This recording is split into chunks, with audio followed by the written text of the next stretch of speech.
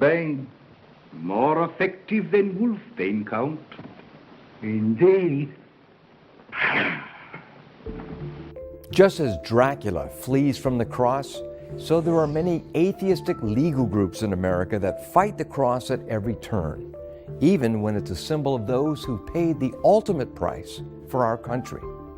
The cross is a symbol of sacrifice, and the ACLU and some of these groups, the atheist groups, don't want there to be crosses. They don't want them to be in public. They want them taken down. And now one of these cases is before the Supreme Court. In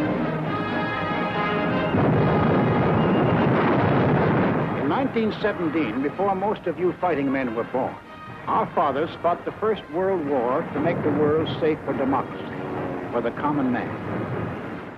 Nearly 50 men from a part of Maryland were among the many Americans who died in World War I, serving their country. Their families wanted to make sure that no one would ever forget their sacrifice. Well, the Bladensburg World War I Veterans Memorial has been there since 1925, when men with the American Legion dedicated that to 49 men from Prince George's County, Maryland, who died defending freedom. It was their mothers who designed that memorial back in 1919. They wanted a memorial to remember their sons who had sacrificed everything in service of this country. And they mimicked the design of the gravestones that their sons were buried under in Europe. And so it stood there without any complaint until about 5 years ago, when some atheist groups got together and decided that the presence of that memorial on public property is offensive and violating the Constitution. The Fourth Circuit has agreed with them. That means that whether that cross remains or is torn down is up to the 9 members of the U.S. Supreme Court. A new George Barna poll finds that 84% of Americans say keep the Bladensburg Cross standing. And the reason that's so important is that if the Supreme Court does not take action here, not only is this memorial in jeopardy, but so are memorials just like it all over the country, including those in Arlington National Cemetery. An ironic twist in this case of the Bladensburg Cross is that originally it was constructed on private land which was acquired some 35 years later by the government so that the freeway could be widened. It's interesting, when this memorial was actually erected and dedicated, it was dedicated on property owned by the American Legion. And they've been the ones that have been maintaining it ever since then, really, until about the 1960s, when the highway had to be expanded. When the time came for that highway to be expanded, there was some discussion as to whether or not that memorial would stay there or not. And there was an outcry by the people of Bladensburg. Of course they were going to keep that memorial. That's how they remembered their sons who had gone off to war in Prince George's County and never came back. And so they refused to take it down and instead just built the highway around it. And it's been there ever since as a silent beacon of hope and memory to the men who died serving our country.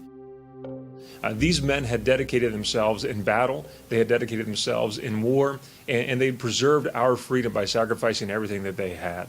And so it falls to us right now to choose how we're going to remember them in the future. Their mothers wanted them to be remembered by this memorial. I think we owe it to history to make sure that we keep it standing. We can't allow this memorial to be taken down. If we do, I think we begin to forget people that are on that memorial. Men like John Henry Seaburn, an African-American soldier who served in a segregated unit during the battle, during the war, died in service to his country in a segregated army, and yet he's right there unified with black and white soldiers on that memorial. That's an untold story in history. In a recent video, First Liberty featured John Henry Seaburn's niece.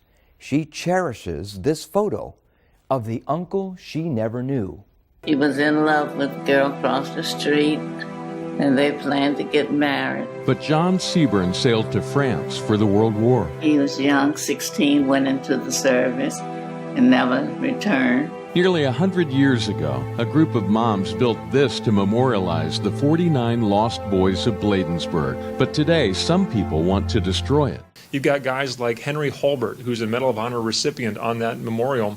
That memorial is dedicated to him as well. Joseph Henry Ford, William Lee, these are men that otherwise the world would not know anything about. But because they gave everything, they served this country faithfully, all they ask in return, or really all their mothers ask in return, is that we remember them by this memorial. The other side says that this cross violates the Constitution because, supposedly, it establishes religion. But then you wonder, Did the founders who gave us the Constitution and the First Amendment establish religion when they hired chaplains for the military and for Congress?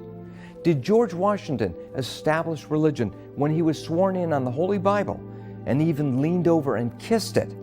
Did Jefferson and Madison violate the Constitution when they regularly attended the weekly Christian worship services held in the U.S. Capitol building, which, by the way, were held for some 8 decades? And on it goes. The crosses we see with the veterans memorials are not really talking about any particular religion. They're talking about the sacrifice of those soldiers and what they've given. But the other side is so committed and bent on removing any religious imagery that would be in the public that they're even willing to really, in the process, shame our veterans, shame those who had spilled their blood for their country, because they're so on a binge to erase all the crosses and religious symbols.